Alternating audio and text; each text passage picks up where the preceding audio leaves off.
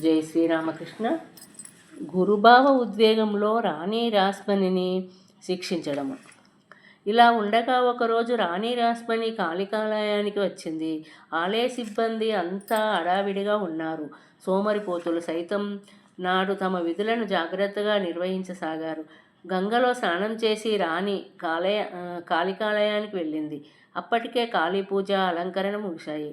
జగజ్జననికి ప్రణామం చేసి దైనందిన పూజార్థము కాళీ ప్రతిమ ఎదుట ఆసనం మీద రాణి కూర్చుంది. శ్రీరామకృష్ణులు పక్కనే ఉండడం చూసి జగజ్జననిపై పాడమని ఆయనను కోరింది. రాణికి ప్రక్కనే శ్రీరామకృష్ణులు కూర్చొని దైవ పారవశ్యంలో కమలాకాంత్, రాంప్రసాద్ వంటి సాధకులు రచించిన పాటలు పాడసాగారు. ఒక వంక పూజా జపం చేస్తూ రాణి ఈ పాటలు వినసాగింది. కాసేపు అలా గడిచాక హఠాత్తుగా శ్రీరామకృష్ణులు పాడడం ఆపి విసుగ్గా, ఇక్కడ కూడా ఆ ఆలోచనలేనా అని గద్దిస్తూ అరచేత్తో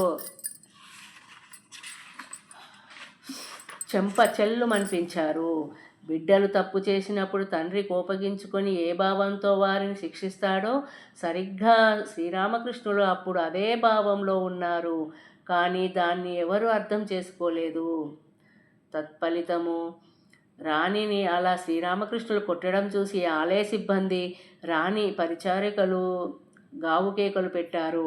ద్వారా కాపలాదారు శ్రీరామకృష్ణులను పట్టుకోవడానికి పరిగెత్తుకొచ్చాడు. ఆలయం నుండి వినవచ్చే కేకలు విని ఆలయ అధికారులు ఉత్కంఠతో అటువైపు రాసాగారు.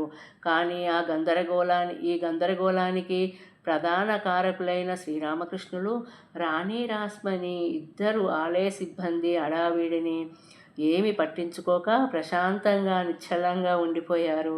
శ్రీరామకృష్ణులు ఆత్మలో నిశ్చల మనస్కులై పెదవులపై దరహాస చంద్రికలు ఉదయిస్తుండగా ప్రశాంతంగా ఉన్నారు.